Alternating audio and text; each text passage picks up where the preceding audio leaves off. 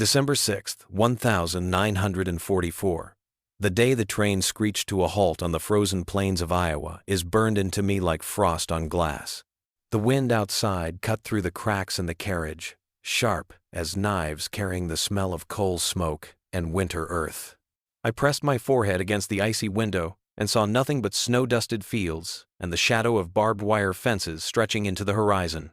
The rails groaned beneath us one last time, and silence followed heavier than chains.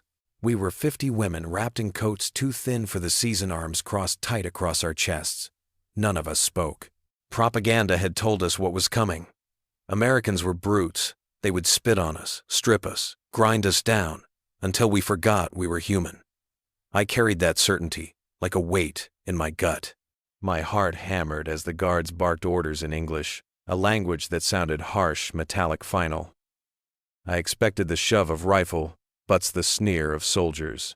Instead, what reached me first was the smell, coffee bitter and rich, drifting on the wind. I had not tasted it in months. The guards themselves seemed bored more than cruel, their boots crunching on ice as they waved us into formation. My fear did not ease, it only sharpened. Surely the civility was a trick. Then a door opened, and warmth spilled out. Inside there were tables set, with tin cups, steam rising from pots, and a woman, an American volunteer, holding out blankets. She smiled, ordinary and unthreatening, a gesture so small it nearly undid me. I had braced for brutality. What I found instead was the first crack in everything I thought I knew, and that was only the beginning. The moment the guards motioned us off the train, the air hit harder than I imagined. My boots slid on the ice as I stepped down the wood of the platform, creaking beneath the weight of so many hesitant feet. Around me, the women kept their eyes low, some clutching photographs hidden inside their coats, others whispering prayers through lips cracked from the salt of the Atlantic crossing. I tried not to tremble, but my body betrayed me. Every rumor I had swallowed, every warning drilled into us before capture told me this was the moment the cruelty would begin. I braced for a blow, for spit, for the laughter of enemies eager to strip us of what little dignity remained. The guards barked orders in English, sharp, and clipped their words, cutting through the icy air like whips. I did not understand them until a translator repeated the commands in German, calm, almost polite. Line up, count off, move forward. My ears waited for mockery in his tone, but there was none. Instead, his voice carried an indifference that unsettled me more than hatred. I felt invisible, like livestock to be tallied, not enemies to be crushed. We shuffled into rows, our breath fogging in the frozen air, the sound of boots crunching on snow filling the silence. I caught the eye of one soldier standing at the edge of the platform. He shifted his rifle in gloved hands, not to threaten, but to warm his fingers. He looked bored, as though guarding us was just another chore before supper. The image jarred against the picture painted in my mind of savage Americans with knives between their teeth. I wanted him to snarl to confirm the warnings, because at least that would fit the world I knew. Instead, he stamped his boots against the cold and looked away. We were herded toward the gate, the barbed wire glistening in the pale sun like holiday tinsel twisted into menace. Beyond it stood plain wooden barracks, their roofs heavy with snow. Smoke curled gently from a chimney, carrying with it the unmistakable smell of burning wood and something else, coffee dark and bitter. The scent drifted across the yard, and my heart lurched. I had almost forgotten it, that richness replaced back home with bitter substitutes of barley or acorns. Here in the land of the enemy, it was strong enough to sting my memory. I waited for the trick. Surely they would not waste something so precious on us. I kept expecting the door to slam, the shouting to begin, the humiliation promised by every leaflet and radio broadcast. But instead, we were led briskly into formation, counted once more, and then directed toward the open doors of a building where warmth spilled out like an invitation we did not trust. Inside, the air hit my skin with a rush of heat that made my eyes water. The wooden floor creaked under our steps as we were guided into a wide room. Long tables stretched before us, set with tin cups and plates that gleamed faintly in the lamplight. Steam rose from pots lined at the far wall, mingling with the sharp scent of soap and boiled potatoes. I froze in the doorway, unable to reconcile the sight with the picture of captivity that had haunted my nights. I had imagined chains, dark cells, the gnawing ache of hunger. What greeted me instead was order, warmth, and the faint, shocking promise of food. And then I saw her. A woman stood near the tables, her hair tucked beneath a wool cap, a heavy coat wrapped around her frame. She was not a guard. She carried no weapon. Instead, her arms were stacked with folded blankets, gray wool but clean, and she handed them out one by one. When my turn came, she looked directly at me and smiled. The gesture was so ordinary, so human that my throat closed. I bit the inside of my cheek to keep the tears from rising because to accept that kindness felt more dangerous than any threat.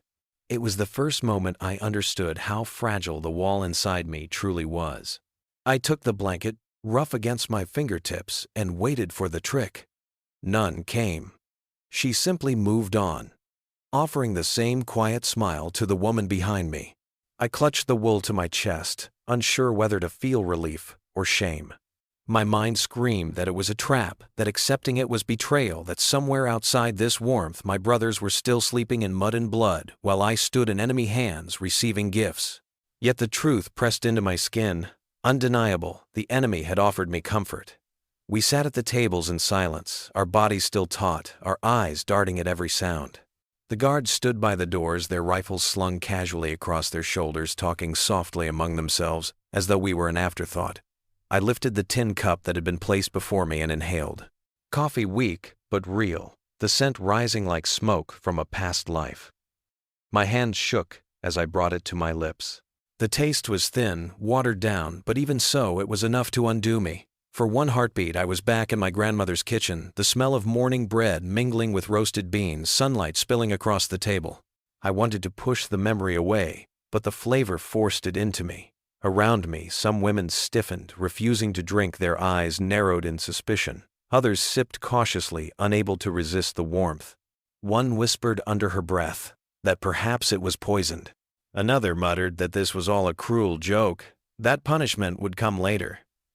I wanted to believe them, because believing them meant the world still made sense. But the liquid in my mouth, the blanket across my shoulders, the absence of cruelty, it all whispered a different story.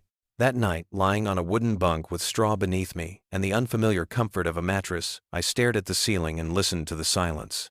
No shouts, no blows, only the distant rhythm of guards' boots outside and the sigh of wind against the barracks. I should have felt relief, but instead, I felt more uneasy than ever. We had been prepared for chains, but what we received was civility.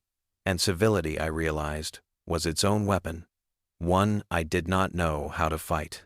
I turned the blanket in my hands, rough, yet warm, and pressed my face into it to hide the trembling of my mouth. Everything I had been told about this enemy was cracking. I waited for the cruelty to return, for the facade to shatter. But the hours passed, and nothing did. I drifted into uneasy sleep with one thought echoing louder than the wind outside. We had braced ourselves for shackles. Yet what weighed on us most that night was the unbearable gentleness of mercy. Days turned into a rhythm I did not expect. Each morning began with the clang of a bell and the shuffle of boots across the yard. We rose from our bunks, pulling wool blankets tighter around our shoulders, reluctant to leave the faint warmth our bodies had carved into the straw-stuffed mattresses. The barracks were simple, long wooden buildings, with rows of bunks stacked neatly against the walls. There were lockers for personal belongings, though most of us owned little more than what we had carried off the train. Still, there was a strange order to it all, a sense of structure that made me more uneasy than comforted. The first days I moved like a shadow, always waiting for the illusion to crack. Surely this civility was temporary. Surely soon the mask would fall and reveal the cruelty we had been promised. Yet each morning followed the same pattern. Roll call in the freezing air, the guards counting us with mechanical indifference. Then the march to the mess hall, where steam rose from large pots and the smell of bread filled the space like an uninvited memory of home. The food was plain but plentiful. Potatoes, boiled soft beans, slices of dark bread, margarine, sometimes even butter, that gleamed pale against the tin plates. Coffee was served daily, thin and weak, but it was coffee nonetheless. I remember staring at a pat of butter the first time it appeared on my plate, yellow against the dull metal, and feeling my throat tighten. In my town back home, Butter had vanished long before my capture rationed away, replaced by scraps of fat, if we were lucky. My family had written of chewing stale bread, of stretching soups thin to feed too many mouths. Yet here I was in enemy hands, with more on my tray than they could dream of. The guilt struck me harder than hunger ever had. I ate because my body demanded it, but every bite felt like betrayal. I could not shake the thought that somewhere in the mud of the Eastern Front my brother gnawed at crusts while I dipped bread into stew rich enough to leave grease on my lips. The contrast hollowed me. Some women refused meals altogether, pushing plates away, declaring that to accept American food was to spit on the suffering of our people. But hunger is a louder master than pride. I watched them one by one succumb. Even those who vowed to eat only scraps were soon dipping bread into the watery coffee, savoring what they swore they would reject. The barracks became a mirror of contradictions. At night, we clutched photographs creased from travel, whispering names of mothers, husbands, children into the dark. By day, we moved through routines that seemed designed not to punish, but to sustain. There were washing stations where cold water numbed our fingers, and classrooms where chalk squeaked across blackboards as American officers encouraged us to learn their language. Some laughed bitterly, calling it a lesson in defeat.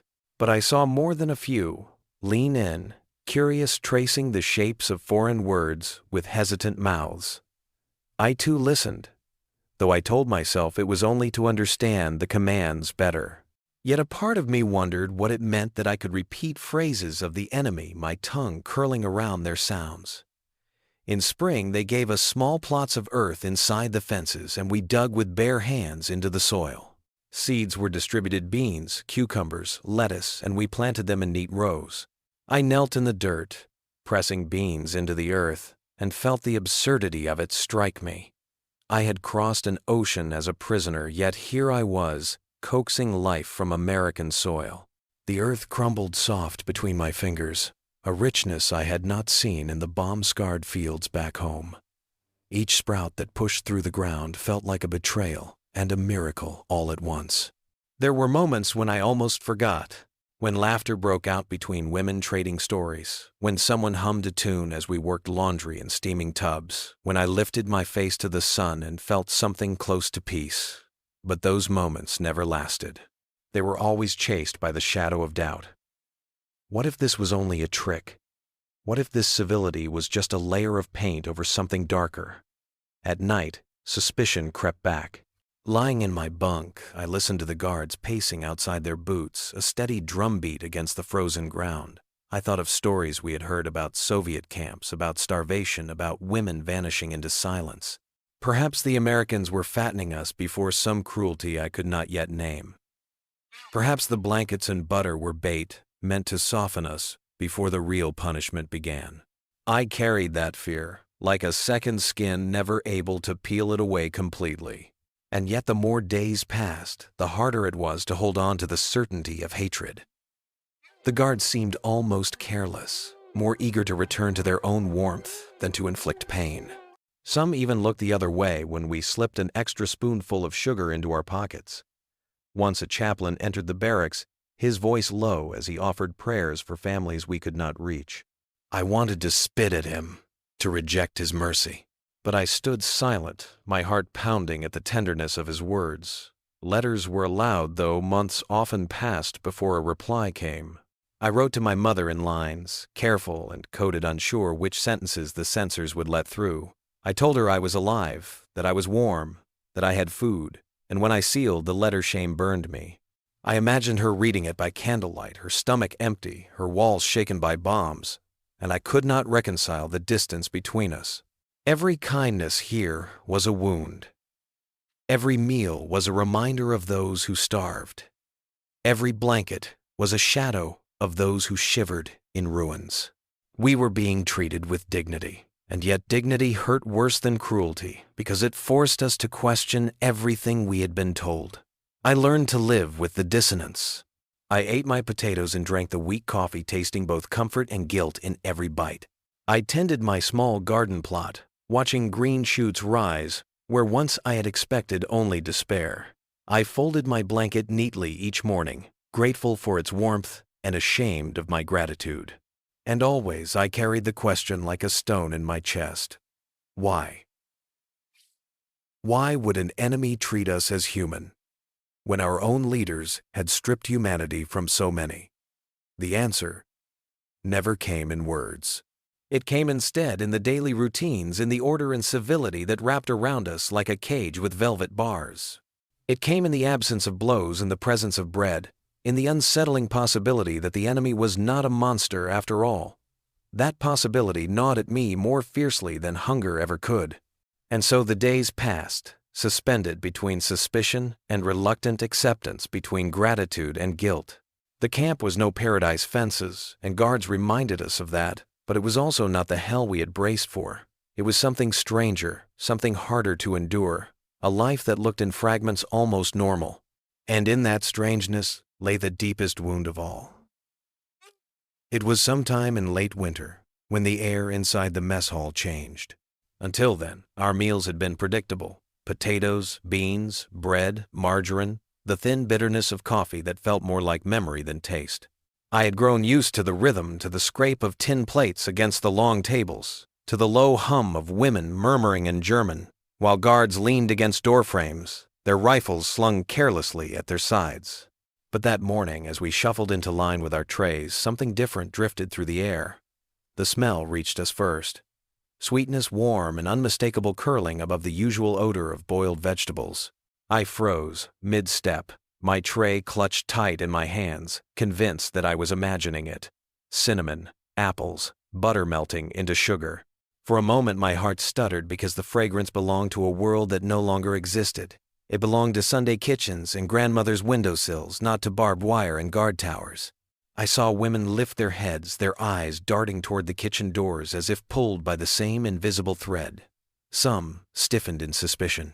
Others closed their eyes, letting the scent wash over them like a ghost of childhood. I could almost hear the memories rising around me. Unspoken but heavy orchards in autumn. The crack of pastry crusts under forks. The warmth of family tables before war turned everything into hunger. The door swung open, and what entered was stranger than any nightmare or rumor we had carried across the ocean. Not soldiers with clubs, not guards sneering at our hollow stomachs, but women, American women in thick winter coats, their cheeks pink from the cold balancing heavy trays. And on those trays sat pies golden crusted and steaming, their tops glistening with sugar that caught the light as though dusted with frost. Silence swept the room. No one moved. Even the guards looked uncertain, their conversation cut short. The volunteers carried the pies to the serving tables, boots squeaking on the wooden floor, and set them down with a gentleness that felt unbearable. One of them brushed stray strands of hair from her forehead, glanced at us with nervous eyes, and managed a small smile before looking away. I gripped the edge of my tray so tightly my knuckles ached. Why would they waste such food on us? Why would they bring something so extravagant, so absurdly merciful to prisoners who had expected chains? My mind scrambled for answers, searching for the cruelty hidden beneath the crust. Poison, perhaps. Humiliation. A way to soften us before the blow. My chest tightened with suspicion even as my stomach growled with longing. A guard coughed, embarrassed by the stillness, and motioned for the serving to begin. The first slice was cut, the knife sinking through the flaky crust, with a soft crackle steam rising to release the thick perfume of apples baked in cinnamon. A piece was dropped onto a tin plate and slid across the counter. Then another and another, until the line moved forward and I found myself staring down at the impossible apple pie golden against the dull gray of my tray. My hand trembled as I carried it back to the table. Around me, the other women sat, frozen forks hovering, eyes wide as though afraid that one bite might shatter them. One girl whispered a prayer. Another muttered angrily that it was manipulation, that we were fools to accept. Yet even she did not push the plate away. Hunger is a relentless master. The smell coiled around us, sinking into our clothes, our hair, our very skin, until resistance felt like suffocating. I lifted my fork, the metal shaking in my grip, and pressed it into the crust. The pastry flaked with a faint crunch, giving way to soft apples that glistened with syrup. I brought it to my lips and tasted. The world collapsed. For one heartbeat, The camp disappeared. The wire, the guards, the gnawing guilt, all gone. I was back in my grandmother's kitchen, the air thick with flour, dust, sunlight spilling across the wooden table where pies cooled on the sill. My sister's laughter rang from the next room, my mother's hands pressed sugar into dough, and I was a child again, safe and whole, untouched by war. The taste ripped me open with a cruelty kindness alone can wield. Tears blurred my eyes before I could stop them. I bent over the plate, ashamed of my weakness. But I could not resist another bite. Sweetness filled my mouth, warmth sliding down my throat, and with it came betrayal of my hunger, of my loyalty, of the stories I had believed. I wanted to spit it out to hold on to hatred, but the body betrays the will. I ate, and each bite was both comfort and defeat. Around me, women reacted in ways as varied as our scars. One covered her face and wept silently, shoulders shaking with grief she had carried too long. Another shoved the pie aside untouched, though the scent clung to her with mocking insistence. A few laughed nervously, the sound thin and brittle, joking that the Americans hoped to make us too fat to escape. But even their defiance rang hollow, because the sweetness was stronger than pride. The guards exchanged amused glances. "They thought we'd whip them," I overheard one say later. "And here we are feeding them pie." Maybe that's the best propaganda we've ever had. He wasn't wrong. No leaflet, no speech, no order from the War Department could have undone us more completely than that slice of pastry. Some of the women from the church groups tried to speak with us, fumbling through broken German or relying on gestures. They asked about families, offered seconds to those who dared meet their eyes. I watched one prisoner accept her fork trembling as she took another bite, her gaze locked with the volunteers, as though trying to solve the riddle of her mercy. The enemy was not supposed to smile, not supposed to share food from the same tray, yet they did, licking sticky fingers, wiping crumbs from their coats. And the question grew louder inside me, what else had been a lie? That night, I lay awake, my stomach full and my heart unsettled. The taste clung to me, sweet and sharp, impossible to forget. Some women whispered in the dark, admitting that they too had remembered home, that for one moment the war had slipped away. Others cursed themselves for giving in, vowing never to forget the men dying in Europe while we sat in warmth with crumbs on our lips. But even they, I knew, had swallowed the sweetness. The body craves what the heart resists. In the days that followed, the pie became legend. We whispered about it in the barracks, wrote of it in coded lines in our letters, unsure if the censors would let such dangerous truth slip through. One woman joked that the enemy's greatest weapon was butter. Another confessed that she had dreamed of pies cooling on her grandmother's sill, a dream sweeter than any she had dared since the war began. The memory lingered relentless, gnawing at the foundations of belief. I began to see the camp differently after that. The fences still cut the sky with sharp edges. The guards still patrolled with rifles. But the pie had changed something essential.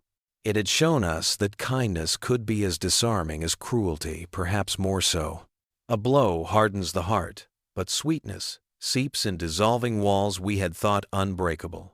And yet, with the sweetness came guilt sharper than any whip. Each bite I had swallowed replayed itself in my mind alongside visions of my mother digging through rubble, of my brother freezing in the trenches. How could I eat when they starved? How could I accept mercy from the enemy when my own leaders had abandoned us? Every kindness here was a wound, but none cut deeper than the taste of apple pie. The paradox haunted me. I wanted to hate the Americans, to cling to the certainty that they were monsters, because hatred was easier than confusion. But their mercy left me defenseless. They had given us food, warmth, music, books. They had given us pie, and in doing so, they had taken away the one weapon I had left, my hatred. I began to wonder if that had been the point all along. Perhaps the pie was not merely a gift, but a weapon sharper than steel.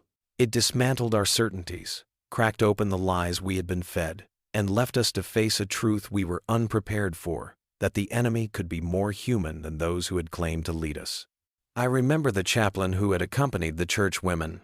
His words were simple, spoken softly, as though he too feared breaking the spell. My mother always said, he told us, feed them pie, not hatred. Show them who we are. At the time, I could not bear it. But later, when I replayed his words in the quiet of my bunk, I realized he was right. Something had shifted, invisible but irreversible. From that day forward, every time I smelled cinnamon or sugar, I was undone. The pie had carved itself into me not as comfort but as paradox, a reminder that the world was not what I had been taught. I carried it like a scar, sweet and bitter in equal measure. The apple pie became more than food. It became the symbol of our captivity, of our confusion, of the collapse of the myths we had clung to. It was mercy wrapped in pastry, and mercy, I learned, is harder to resist than chains. It forced me to question not only the enemy, but myself, and in that questioning lay the true weight of defeat. Apple pie was the taste of kindness in a place built for captivity. And for me, it was also the taste of a crumbling world the moment I understood that what we feared most was not cruelty but compassion. For compassion meant the lies were broken, and broken lies could never be repaired. The rumors began as whispers drifting through the camp, carried in letters smuggled past censors, or murmured by guards when they thought we could not hear. Germany was collapsing. Cities had fallen. The Reich was shrinking, and the man we had been told was invincible was hiding in bunkers. When the official bulletin was posted at the gate in May, translated line by line into German, the truth struck with the force of a blow. Hitler was dead. The Reich had surrendered. The war was over. The mess hall fell silent that day. No cheers, no shouts. Only stunned faces, staring at words we had never believed we would read. I felt hollow, as though the ground beneath me had cracked open. I had carried fear and hatred like weapons for so long that I did not know how to put them down. Around me, women wept, some with relief, others with grief that seemed endless. One whispered that her father had sworn we would never be defeated, and now his words tasted like ash. Another simply sank to the floor, her hands pressed over her eyes, unable to reconcile what had been promised with what had come. In the nights that followed, the barracks filled with muffled sobs. Letters trickled, in each one a dagger. One woman learned that her home in Cologne was nothing but rubble. Another discovered her mother had died in an air raid. Many received no word at all, and their silence was heavier than any news. We lay on our bunks, clutching photographs, feeling guilt seep into every part of us. We had eaten, we had been warm, we had even tasted apple pie while our families dug through ruins for crumbs. The shame was unbearable. Every kindness the Americans had offered now returned to us, sharper edged, with the knowledge that those we loved had starved while we survived in enemy hands. And yet the memories of sweetness would not let me go. Even in grief, even in guilt, I could still taste the cinnamon that had once filled the mess hall. It clung to me like a ghost, reminding me of how the world had cracked open in that moment. For years afterward, I dreamed of it. Sometimes the dream was gentle. I was home again, my mother dusting flour across a table, my sister laughing. Other times it was cruel. I stood at the camp table, pie before me, while my brother froze in the mud of the Eastern Front. In both dreams I woke with tears.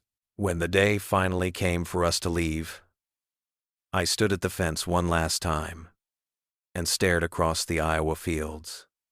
They were green now, the corn stretching high under the summer Sunday. Some women spat toward the horizon, vowing never to forgive the humiliation of mercy. Others wept quietly, knowing they were leaving behind a place where, for all its barbed wire, they had been safer than under the shadow of their own leaders. As the transport carried us away, I felt torn in two, longing to return home, and yet knowing that home no longer existed as I had left it.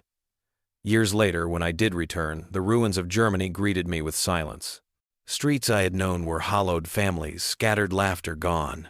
And still in the middle of the devastation, I carried with me the memory of America, not of its bombs, not of its armies, but of apple pie cooling on trays carried by women with pink cheeks and hesitant smiles. It was absurd, almost laughable, that such a small thing could remain when so much else had been destroyed. But memory chooses its own anchors, and for me the taste of pie was the reminder that everything I had been told was not true. Some of us never let go of that contradiction.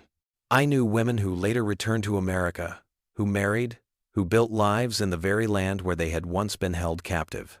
Their children grew up speaking English, their kitchens filled with the smell of cinnamon and apples each autumn. Others stayed in Germany but never forgot. They told their daughters not only of bombs and hunger, but also of the day the enemy gave them pie. It was a story that bewildered the young, a story that softened the edges of hatred, a story that showed war is never only one thing. For me, the memory has never faded. Even now, when I catch the scent of cinnamon or see steam rising from a crust just pulled from the oven, I am back in that mess hall. I am holding a fork with trembling hands, tasting sweetness that felt like defeat. The pie was never just food. It was a weapon wielded without malice, one that tore down walls stronger than barbed wire. It was mercy disguised as dessert, a paradox so sharp that decades later, it still unsettles me. War can destroy nations, level cities, and starve millions. But what I learned in captivity is that small acts of kindness can reshape the heart more powerfully than force. A blanket handed with a smile, a cup of coffee, a slice of pie, these were not luxuries. They were reminders that even enemies are human. That truth was more dangerous than any rifle because it survived long after the war had ended. I once believed chains would be the heaviest weight I would carry. I was wrong. The true weight was mercy given when I least expected it in a place built for despair. Apple pie became the symbol of that mercy, the taste that broke the myth, the sweetness that left me restless ever since. And so when I speak of the war now, I do not begin with bombs or battles. I begin with the day the enemy offered me pie. Because in that moment hatred cracked, and I understood that the fiercest weapon America carried was not steel or fire, but kindness that refused to be denied. Looking back now, I know the war was not decided by one battle or one weapon, but by 1,000 moments that revealed truth through contradiction. For me, that truth was carried not by bombs or speeches, but by the steam rising from a slice of apple pie. It was there in the middle of captivity that I discovered the enemy could be merciful, that kindness could wound deeper than cruelty, and that the lies I had believed could not withstand the taste of sweetness. The memory has never left me. It followed me across the ocean, through the ruins of my homeland, and into the silence of years when stories of the war grew too heavy to tell. And yet when my own children asked, I did not only speak of hunger or destruction, I told them of the day the enemy fed us pie. Because that was the moment I learned that even in the darkest chapters of history, humanity can break through in the smallest, most ordinary gestures. A blanket, a smile, a slice of apple pie. These were the weapons that tore down walls of hatred and planted seeds of mercy. And those seeds endured long after the war was done.